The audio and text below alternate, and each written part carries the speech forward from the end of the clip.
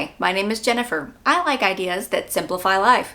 I also like ideas that save money, so why not put both of those together in a video and talk about maybe actually tiny ideas, tiny but mighty ideas that both save money and simplify life. So that's what I did in this video. We are going to talk about 10 tiny but mighty ways to both save money and simplify life, which, who doesn't want those things? Well, maybe not you, but I do. Do you? Let me know in the comments. The first one is to remove apps from your phone which cause you to both procrastinate or mindlessly spend money. Amazon. Yeah, that one. That one's probably a good one to remove from your phone if you have a problem buying things and not thinking about it. Think about these apps that are on our phone and already how the phone is supposed to basically consume our life, and it does, and it's made to do that. Whereas it was a great tool when it first came around, like most things, we've turned into this thing that we can't live without, and we spend mindless time on it. Well, sometimes just removing the donut from in front of your face removes the temptation. So the things that cause you to procrastinate, which complicates life because you sit there and are doing nothing, wasting time, and the problem that you need to handle just sometimes gets bigger and more annoying and more ominous. And you often mindlessly just spend money, sometimes because of your procrastinated scrolling on social media or any other app. So a good, tiny, but mighty, easy way to simplify life and spend less money is to clear out the apps on your phone that are causing those problems.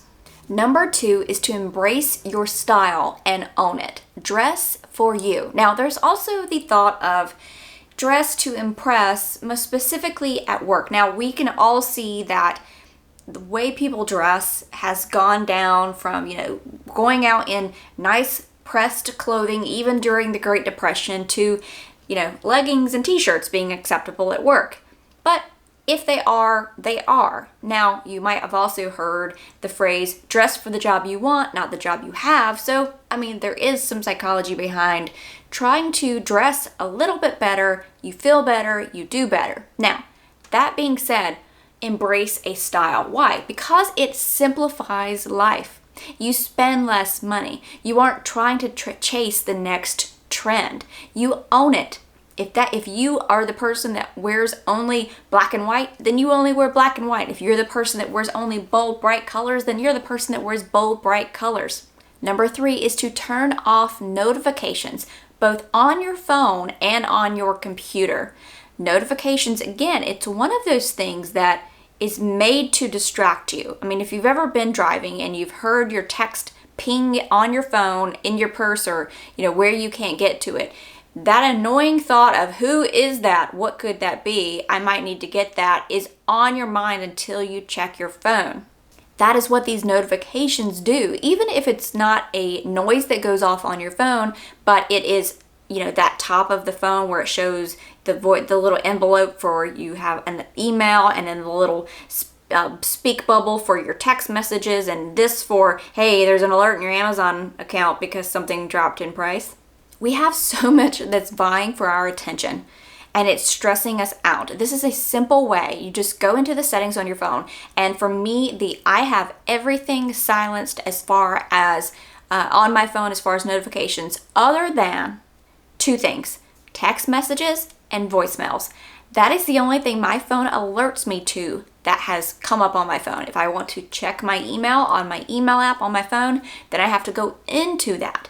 Now, if you also work in an office setting and you have email, let's say you have Microsoft Outlook or something else that has where you have your email up, or maybe your email's down and you're working in a application or a spreadsheet or something like that, and you've got, every time an email comes up, it produces that little notification bubble that pops up on your screen. Bad idea.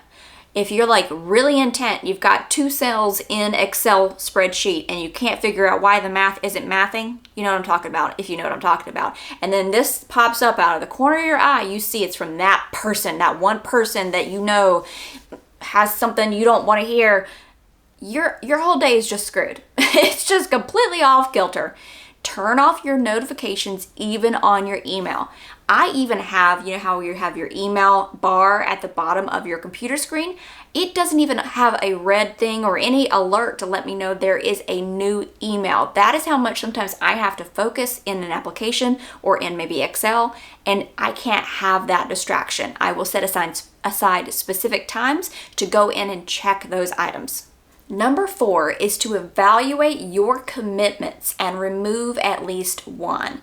Now this could be, commitments where you're on a board or a committee, or you have all of these other side things that you're doing, maybe not even just for income, but take up considerable time. Or you have also sometimes or in combination with your kids have all of these activities, all of these commitments that are just completely stressing out your life, and you go and go so much that you don't even have time to cook dinner, thus save money. You end up spending more, having more calories and worse food, stopping at the drive-thru because, again, you're hungry, you're starving, and you've spread yourself so thin. I know for me, this came to a head. It was, I believe, the end of 2022, and the year prior I had taken on another commitment that ended up being a pretty big time taker and definitely stressful.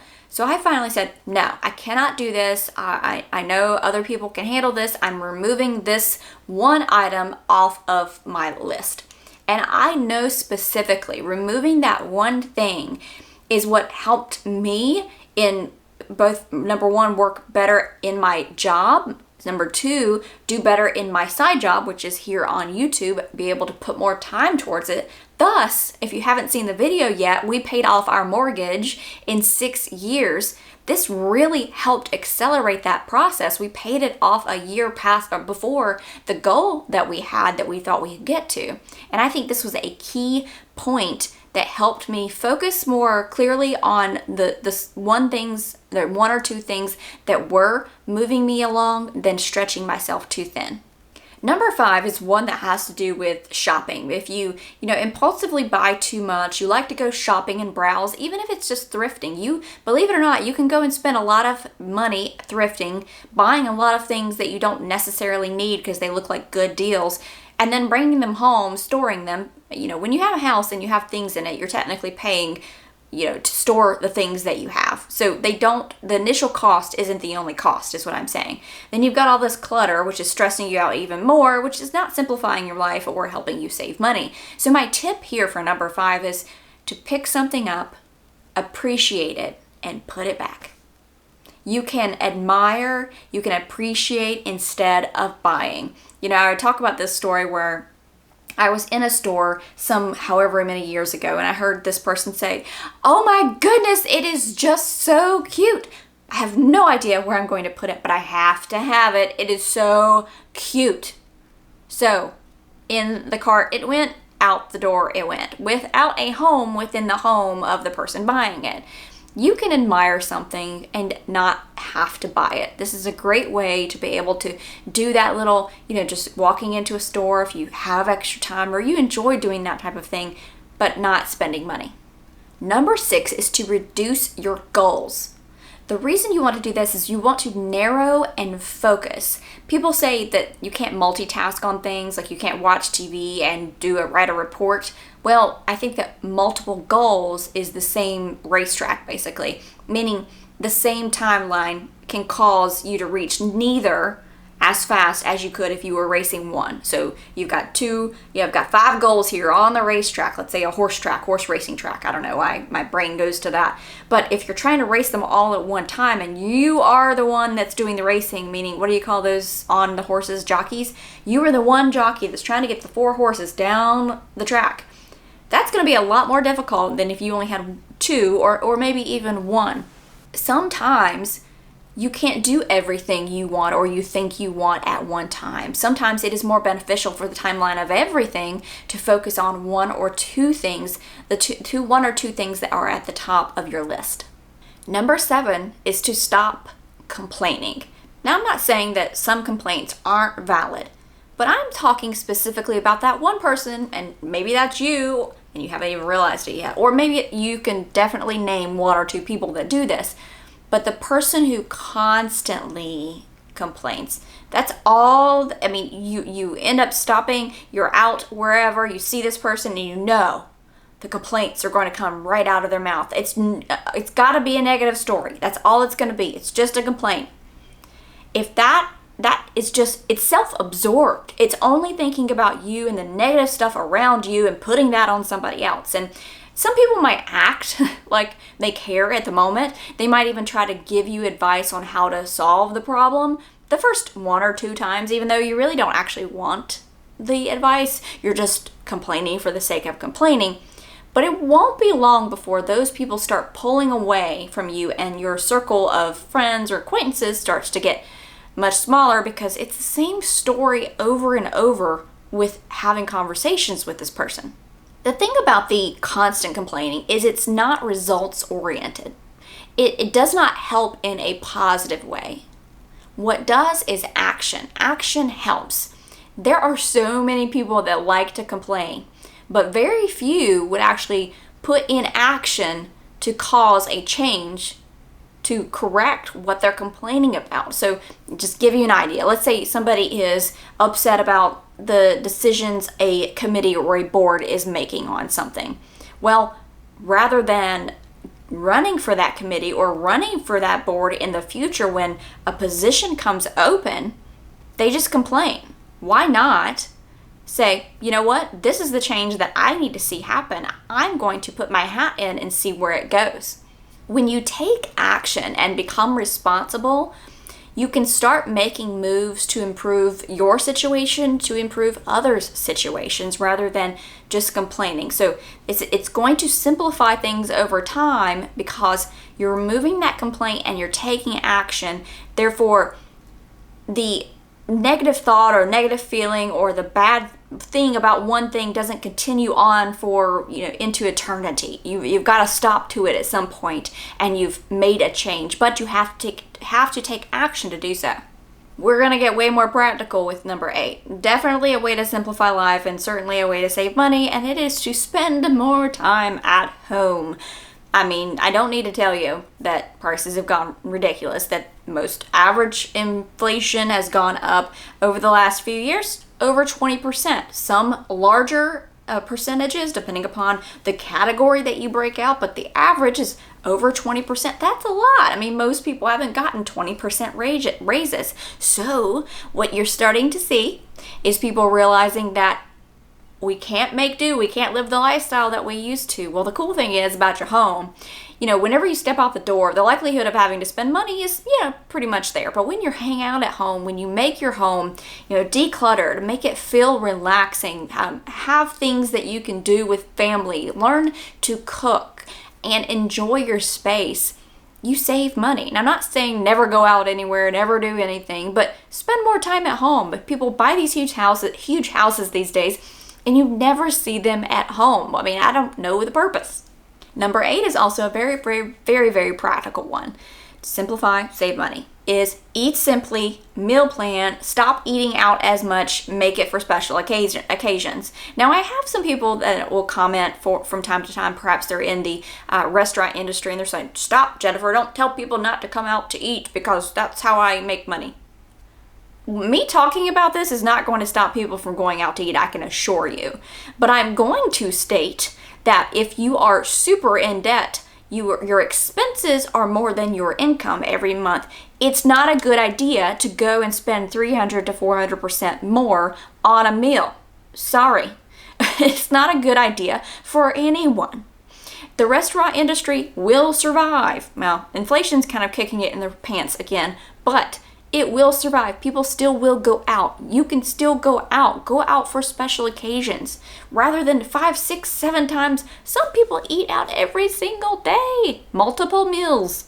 When you learn to eat simply, when you learn to plan out what you're going to eat, this huge bill, it's huge for most people. I mean, it's pretty much up there as far as the hierarchy of overall budget expenses each month, and that's food, whether you're eating out or not. Then you can definitely reduce the amount you're spending. You can make things more simple by that meal planning, by choosing to do simple meals. It's just a great overall idea to embrace. And number 10 is to move your body however you are able to. I understand some people are more able than others. However you are able to. Even a small amount can cause a huge impact. There are so many great benefits. And how does this simplify life and save money? Well, if you're out doing some exercise or walking around for a couple of hours, you're not spending time on social media and then going to buy things to make yourself feel better about life because somebody else's life looks better than yours. You're also not out shopping at the shopping mall for a hobby. You are getting benefits to your health, which in the long term will cause you to spend less money, hopefully, on health issues, which are super expensive. Not to mention, it also melts stress away. It helps you clear your mind too, so that anything going on in your life, you can actually think through problems more clearly, more easily. Keeping your body healthy, keeping it moving is just good overall. If you want to share with me tiny but mighty ways to simplify, save money, please do so in the comments. As always, I actually really appreciate reading through your comments. I have learned so much from you. Please continue to share in the comments down below. I hope you enjoyed the video. I hope that you have a fantastic week ahead, and I look forward to seeing you next weekend for a new video.